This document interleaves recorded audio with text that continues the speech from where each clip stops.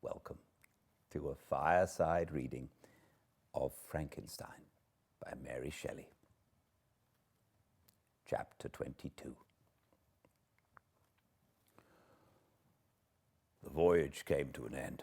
We landed and proceeded to Paris. I soon found that I had overtaken my strength and that I must repose before I could continue my journey. My father's care and attentions were indefatigable, but he did not know the origin of my sufferings, and sought erroneous methods to remedy the incurable ill. He wished me to seek amusement in society. I abhorred the face of man. Or not abhorred. They were my brethren, my fellow beings, and I felt attracted even to the most repulsive among them, as to creatures of an angelic nature and celestial mechanism. But I felt that I had no right to share their intercourse. I had unchained an enemy among them whose joy it was to shed their blood and to revel in their groans. How they would, each and all, abhor me and hunt me from the world, did they know my unhallowed acts and the crimes which had their source in me. My father yielded at length to my desire to avoid society and strove by various arguments to banish my despair. Sometimes he thought that I felt deeply the degradation of being obliged to answer a charge of murder, and he endeavored to prove to me the futility of pride. "Alas, my father," said I, "how little do you know me. Human beings, their feelings and passions would indeed be degraded if such a wretch as I felt pride. Justine, poor unhappy Justine, was as innocent as I, and she suffered the same charge. She died for it, and I am the cause of this. I murdered her. William, Justine, and Henry, they all died by my hands." My father had often during my imprisonment heard me make the same assertion. When I thus accused myself, he sometimes seemed to desire an explanation, and at others he appeared to consider it as the offspring of delirium, and that during my illness some idea of this kind had presented itself to my imagination, the remembrance of which I preserved in my convalescence. I avoided explanation and maintained a continual silence concerning the wretch I had created. I had a persuasion that I should be supposed mad, and this in itself would forever have chained my tongue. But besides, I could not bring myself to disclose a secret which would fill my hearer with consternation and make fear and unnatural horror the inmates of his breast. I checked, therefore, my impatient thirst for sympathy and was silent when I would have given the world to have confided this fatal secret. Yet still, words like those I have recorded would burst uncontrollably from me. I could offer no explanation of them, but their truth in part relieved the burden of my mysterious woe. Upon this occasion, my father said, with an expression of unbounded wonder, "My dearest Victor, what infatuation is this? My dear son, I entreat you never to make such an assertion again." I am not mad, I cried energetically. The sun and the heavens who have viewed my operations can bear witness to my truth. I am the assassin of those most innocent victims. They died by my machinations. 1,000 times would I have shed my own blood, drop by drop, to have saved their lives, but I could not, my father, indeed. I could not sacrifice the whole human race. The conclusion of this speech convinced my father that my ideas were deranged, and he instantly changed the subject of our conversation and endeavored to alter the course of my thoughts. He wished as much as possible to obliterate the memory of the scenes that had taken place in Ireland, and never alluded to them or suffered me to speak of my misfortunes. As time passed away, I became more calm. Misery had her dwelling in my heart, but I no longer talked in the same incoherent manner of my own crimes. Sufficient for me was the consciousness of them. By the utmost self-violence, I curbed the imperious voice of wretchedness, which sometimes desired to declare itself to the whole world, and my manners were calmer and more composed than they had ever been since my journey to the Sea of Ice. A few days before we left Paris, on our way to Switzerland, I received a letter from Elizabeth. My dear friend, it gave me the greatest pleasure to receive a letter from my uncle dated at Paris.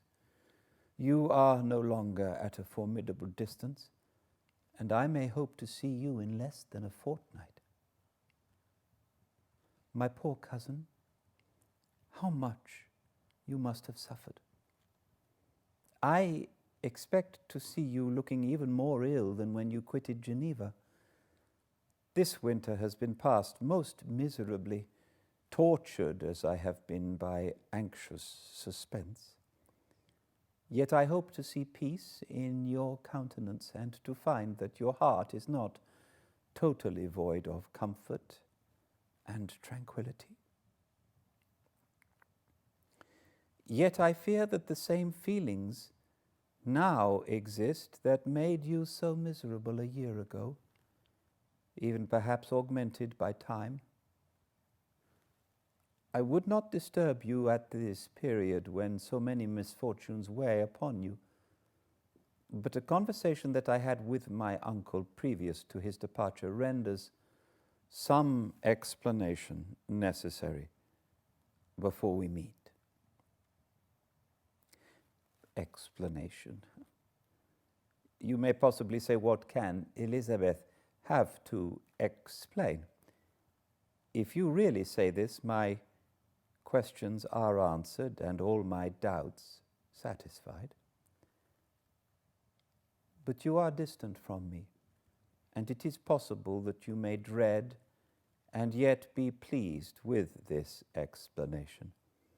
And in a probability of this being the case, I dare not any longer postpone writing what, during your absence, I have often wished to express to you, but have never had the courage to begin. You well know, Victor, that our union had been the favorite plan of your parents ever since our infancy. We were told this when young and taught to look forward to it as an event that would certainly take place. We were affectionate playfellows during childhood, and I believe dear and valued friends to one another as we grew older. But as brother and sister often entertain a lively affection towards each other without desiring a more intimate union, may not such also be our case? Tell me, dearest Victor, answer me, I conjure you, by our mutual happiness, with simple truth. Do you not love another? You have traveled. You have spent several years of your life in Ingolstadt. And I confess to you, my friend, that when I saw you last autumn, so unhappy, flying to solitude from the society of every creature, I could not help supposing that you might regret our connection and believe yourself bound in honor to fulfill the wishes of your parents, although they oppose themselves to your inclinations. But this is false reasoning. I confess to you, my friend, that I love you, and that in my airy dreams of futurity, you have been my constant friend and companion. But it is your happiness I desire as well as my own when I declare to you that our marriage would render me eternally miserable unless it were the dictate of your own free choice. Even now I weep to think that, borne down as you are by the cruelest misfortunes, you may stifle by the word honor all hope of that love and happiness which would alone restore you to yourself. I, who have so disinterested an affection for you, may increase your miseries tenfold by being an obstacle to your wishes. Oh, Victor, be assured that your cousin and playmate has too sincere a love for you not to be made miserable by this supposition. Be happy, my friend, and if you obey me in this one request, remain satisfied that nothing on earth will have the power to interrupt my tranquility. Do not let this letter disturb you. Do not answer tomorrow or the next day or even until you come, if it will give you pain. My uncle will send me news of your health, and if I see but one smile on your lips when we meet, occasioned by this or any other exertion of mine, I shall need no other happiness. Elizabeth Lavenza, Geneva, May the 18th, 17 blank.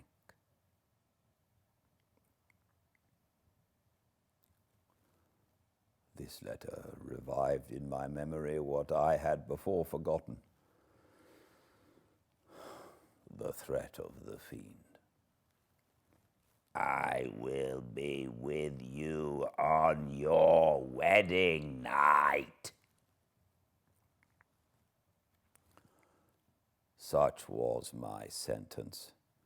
And on that night would the demon employ every art to destroy me and tear me from the glimpse of happiness which promised partly to console my sufferings. On that night he had determined to consummate his crimes by my death. Well, be it so. A deadly struggle would then assuredly take place, in which, if he were victorious, I should be at peace, and his power over me be at an end. If he were vanquished, I should be a free man. Alas, what freedom! Such as the peasant enjoys when his family have been massacred before his eyes, his cottage burnt, his lands laid waste, and he is turned adrift, homeless, penniless, and alone, but free. Such would be my liberty, except that in my Elizabeth I possessed a treasure. Alas, balanced by those horrors of remorse and guilt which would pursue me until death. Sweet and beloved Elizabeth. I read and reread her letter, and some softened feelings stole into my heart and dared to whisper paradisiacal dreams of love and joy. But the apple was already eaten, and the angel's arm bared to drive me from all hope. Yet I would die to make her happy. If the monster executed his threat, death was inevitable. Yet again I considered whether my marriage would hasten my fate. My destruction might indeed arrive a few months sooner, but if my torturer should suspect that I postponed it, influenced by his menaces, he would surely find another and perhaps more dreadful means of revenge. He had vowed to be with me on my wedding night, yet he did not consider that threat as binding him to peace in the meantime. For as if to show me that he was not yet satiated with blood, he had murdered Clerval immediately after the enunciation of his threats. I resolved, therefore, that if my immediate union with my cousin would conduce either to hers or my father's happiness, my adversary's designs against my life should not retard it a single hour. In this state of mind I wrote to Elizabeth. My letter was calm and affectionate. I fear, my beloved girl, I said, little happiness remains for us on earth, yet all that I may one day enjoy is centered in you. Chase away your idle fears. To you alone do I consecrate my life and my endeavors for contentment. I have one secret, Elizabeth, a dreadful one. When revealed to you, it will chill your frame with horror, and then, far from being surprised at my misery, you will only wonder that I survive what I have endured. I will confide this tale of misery and terror to you the day after our marriage shall take place. For my sweet cousin, there must be perfect confidence between us. But until then, I conjure you, do not mention or allude to it. This I most earnestly entreat, and I know you will comply.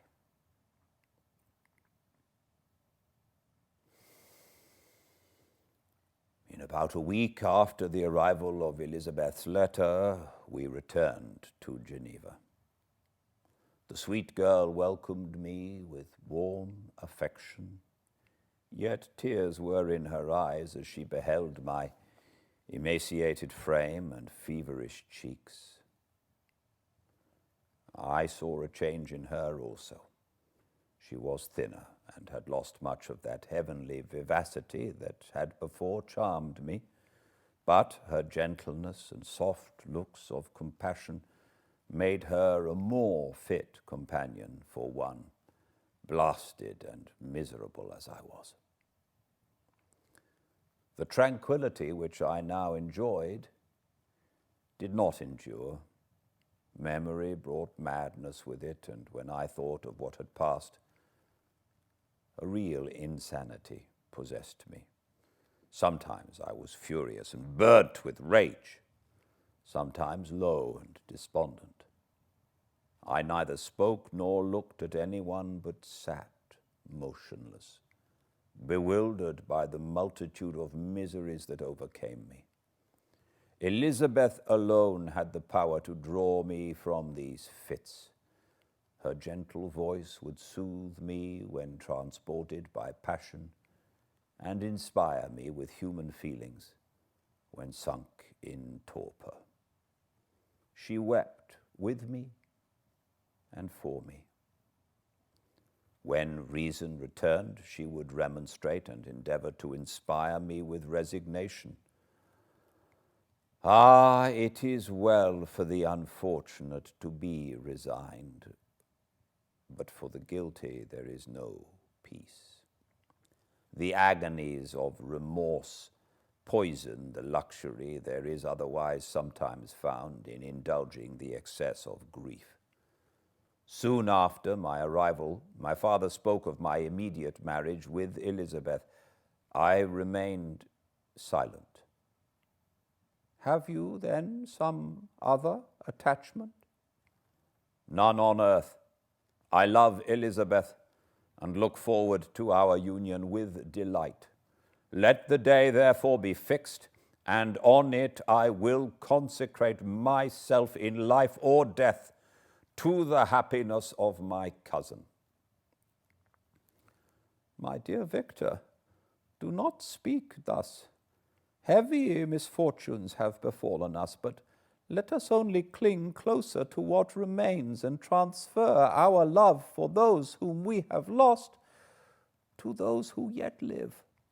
Our circle will be small, but bound close by the ties of affection and mutual misfortune, and when time shall have softened your despair, new and dear objects of care will be born to replace those of whom we have been so cruelly deprived. Such were the lessons of my father. But to me the remembrance of the threat returned.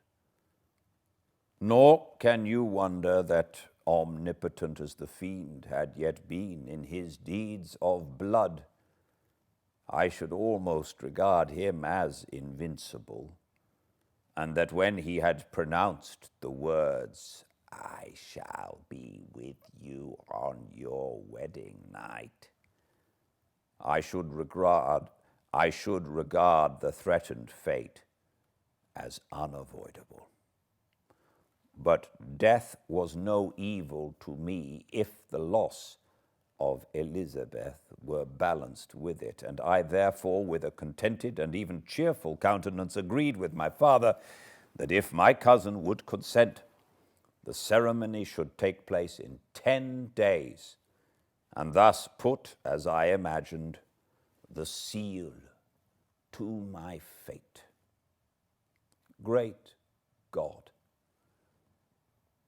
If for one instant I had thought what might be the hellish intention of my fiendish adversary, I would rather have banished myself forever from my native country and wandered a friendless outcast over the earth than have consented to this miserable marriage. But as if possessed of magic powers, the monster had blinded me to his real intentions. And when I thought that I had prepared only my own death, I hastened that of a far dearer victim. As the period fixed for our marriage drew nearer, whether from cowardice or a prophetic feeling, I felt my heart sink within me. But I concealed my feelings by an appearance of hilarity that brought smiles and joy to the countenance of my father, but hardly deceived the ever-watchful and nicer eye of Elizabeth.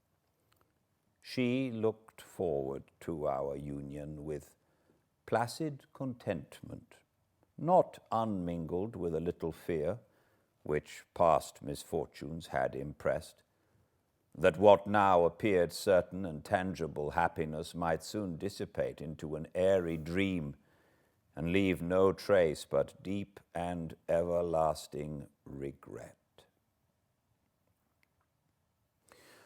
Preparations were made for the event. Congratulatory visits were received, and all wore a smiling appearance. I shut up, as well as I could, in my own heart, the anxiety that preyed there, and entered with seeming earnestness into the plans of my father, although they might only serve as the decorations of my tragedy. Through my father's exertions, a part of the inheritance of Elizabeth had been restored to her by the Austrian government. A small possession on the shores of Como belonged to her. It was agreed that immediately after our union we should proceed to Villa Lavenza and spend our first days of happiness beside the beautiful lake near which it stood. In the meantime, I took every precaution to defend my person, in case the fiend should openly attack me. I carried pistols and a dagger constantly about me, and was ever on the watch to prevent artifice, and by these means gained a greater degree of tranquillity. Indeed, as the period approached, the threat appeared more as a delusion, not to be regarded as worthy to disturb my peace, while the happiness I hoped for in my marriage wore a greater appearance of certainty, as the day fixed for its solemnization drew nearer, and I heard it continually spoken of as an occurrence which no accident could possibly prevent. Elizabeth seemed happy. My tranquil demeanor contributed greatly to calm her mind. But on the day that was to fulfill my wishes and my destiny, she was melancholy, and a presentiment of evil pervaded her, and perhaps also she thought of the dreadful secret which I had promised to reveal to her on the following day. My father was in the meantime overjoyed, and in the bustle of preparation only recognized in the melancholy of his niece the diffidence of a bride. After the ceremony was performed, a large party assembled at my father's, but it was agreed that Elizabeth and I should commence our journey by water, sleeping that night at Evian, and continuing our voyage on the following day. The day was fair, the wind favorable. All smiled on our nuptial embarkation.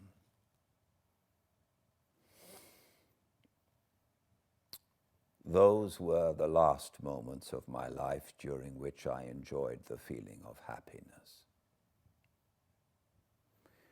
We passed rapidly along.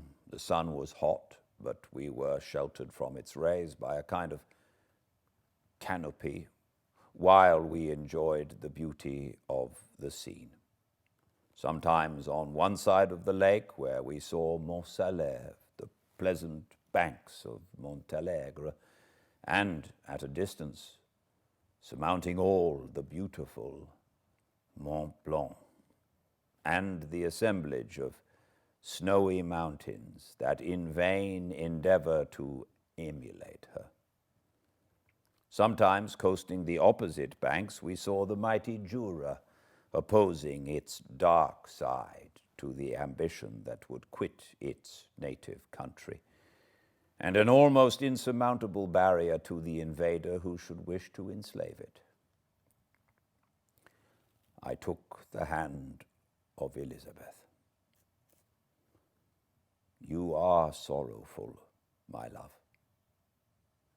Ah, if you knew what I have suffered and what I may yet endure, you would endeavor to let me taste the quiet and freedom from despair that this one day, at least, permits me to enjoy.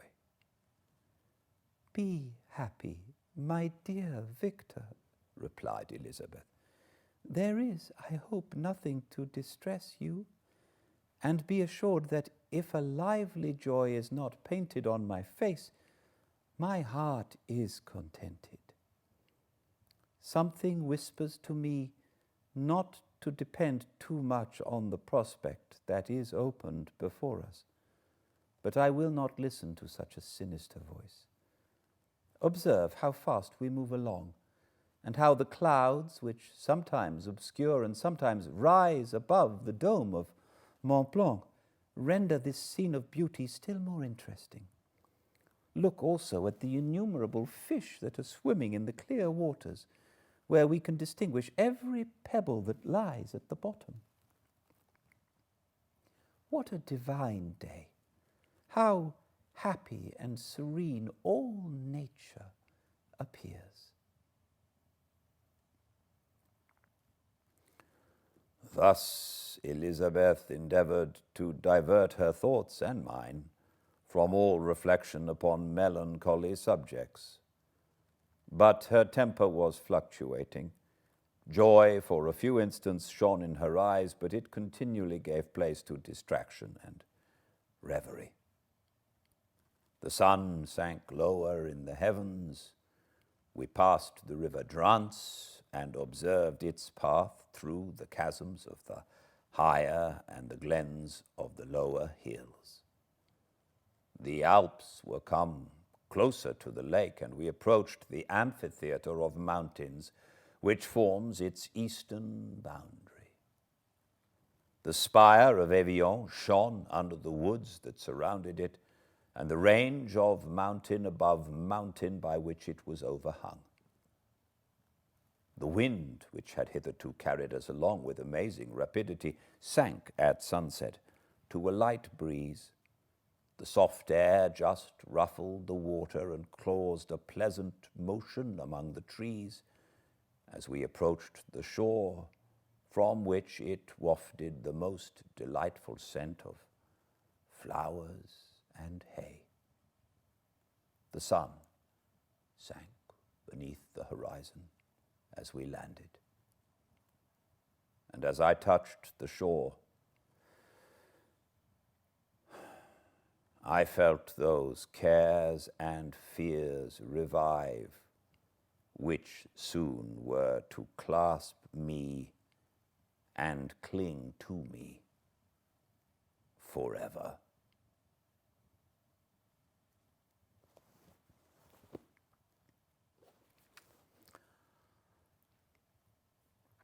Well, I think we have 3 more chapters to go. Maybe 2, not quite sure. But we're definitely going to find out about what is happening to poor old Victor. We also mustn't forget that he's telling this story to Robert Walton in a boat up on the Antarctic in the ice floes. It's being relayed to him, but to Robert Walton by Victor Frankenstein. So we'll find out more tomorrow at the same time, 5 Pacific, at Fireside Reading on Instagram. Or if you miss a chapter, please go to the YouTube channel Fireside Reading, and if you can, please like and comment and subscribe. That is not only helpful, but I like to read those comments, and thank you for them. Until we meet again, please be very well. Good night.